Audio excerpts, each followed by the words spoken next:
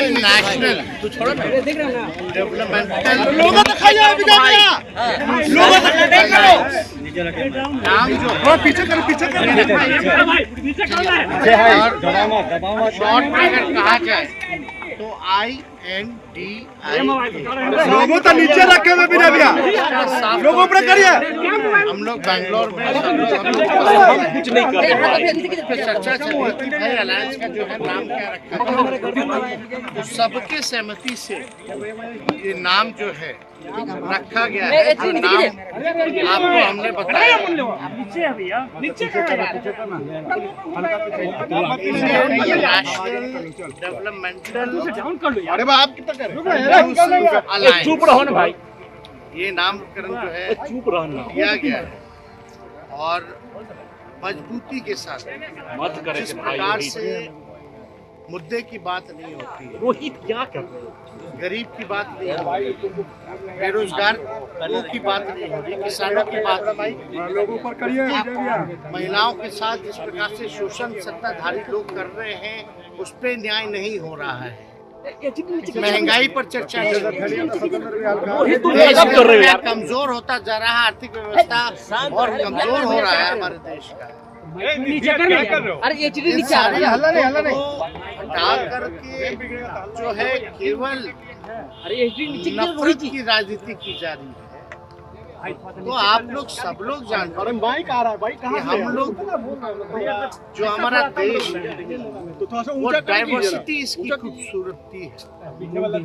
यहाँ लोकतंत्र की जननी पूरे दुनिया में अगर माना जाता है तो इंडिया में माना जाता है, वो भी बिहार वैशाली। और लोकतंत्र को खत्म करने का प्रयास किया जा रहा है, संवैधानिक संस्थानों को खत्म करने का प्रयास किया जा रहा है। तो हम क्या कर रहे हो यार? आवाज है जो देश का दर्द है, जो देश की समस्याएं हैं, उस बात को जो है सब लोग मजबूती के साथ उठाने का काम करते हैं। मणिपुर की जो घटना महिला के साथ हुई, कितना शर्मिंदा करने वाला ये वीडियो सामने आया है और वहाँ के मुख्यमंत्री क्या क्या बयान दे रहे हैं और भी शर्म की बात है। और इस बात पे एक बार ही नहीं, जो बेंगलुरु में जो मीटिंग हुई है 26 दलों की, उसमें भी हम लोगों ने मणिपुर का इशू जॉइंट स्टेटमेंट में हम लोगों ने उठाने का काम किया। और आज भी पार्लियामेंट चल रहा है, वहाँ भी लोगों की बैठक हुई है और प्रधानमंत्री अब तक खामोश थे। अब तक वो गाली दे रहे हैं विपक्ष के लोगों को, अपने काम को नहीं गिनवा रहे, अपनी बात नहीं बता रहे। रोहित यार आंख झप बताइए, राहुल गांधी जी मणिपुर जाते हैं लेकिन प्रधानमंत्री क्यों नहीं जाते हैं भाई? Who is the Prime Minister of this state? कौन है प्रधानमंत्री इस देश का? लेकिन जिम्मेवारी ज्यादा उनकी बनती सबों की है। लेकिन विपक्ष के लोग अगर राहुल गांधी जाते हैं, वहाँ चीजों को समझते हैं, हालात में समाज में वहाँ संदेश देते हैं कि हिंसा नहीं होनी चाहिए। तो पूरा देश तो देख ही रहा, मणिपुर के लोग देख रहे क्या हो रहा, पूरा जल रहा है। और आप अंदाजा नहीं लगा सकते हैं, अगर वहाँ बीजेपी पार्ट एंड पार्सल नहीं होता, कोई और विपक्षी दलों का राज होता और उस राज्य में इतनी बड़ी अगर घटना हुई होती तो कौन कौन एजेंसियां घुस गई होती और जो गोदी मीडिया है क्या क्या बोलने लगती भाई। देखिए 20 लाख करोड़ का घोटाला है। चिराग पासवान जी से गले लग रहे हैं, वो क्या है? अजीत पवार, गोपाल कांडा रेपिस्ट जो रहे, कौन यार? वो सब लोग फोटो में है, प्रफुल्ल पटेल वगैरह सब लोग फोटो में है। वो लोग क्या है, क्या थे पहले, क्या थे? अब हमको रिकॉल कराने की जरूरत है। दुष्यंत चौटाला पीछे खड़े हो, कौन है भाई? उनके पिता जेल में थे ना, अब वो भी तो किसी के बेटे हैं।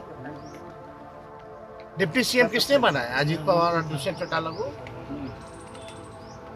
पशुनाथ अपने पारस जी, चिराग पासवान, ये परिवारवाद नहीं है। किस बात के बारे में बात है? अरे तो ये देखिए, इनकी राजनीति जो है अब खत्म होने वाली है। देश की जनता बेवकूफ नहीं, देश की जनता सब देख हम तो काम की बात कर रहे हैं ना।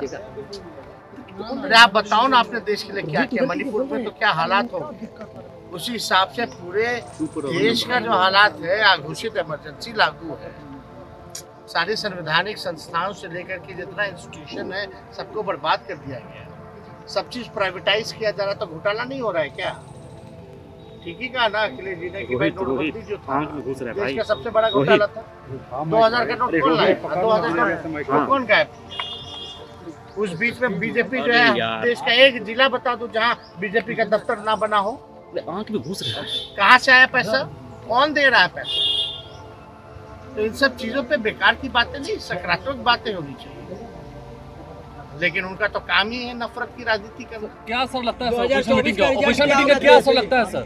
ऑपोजिशन मीटिंग का क्या असर दिख रहा है? क्या एनडीए पर असर दिख रहा है आपको कि एनडीए की बैठक हुई थी? देखिए, हम सब लोग मजबूती के साथ हैं। किसी ने कल्पना नहीं की होगी, ये भाजपा वाले भी नहीं सोचे होंगे कि ये लोग एक हो भास्कर थोड़ा ऊपर एक हो गए। अगली बैठक बॉम्बे में है, और भी निर्णय हो जाए। बलवान है, गद्दी पे कोई परमानेंट बैठा हुआ नहीं रहता है। भास्कर जो आता है वो जाता है, जो जन्म लेता है वो उसकी मृत्यु होती है। तो सत्ता में भी जो लोग आए हैं उनको जाना तय है, इसलिए घमंड में नहीं रहना।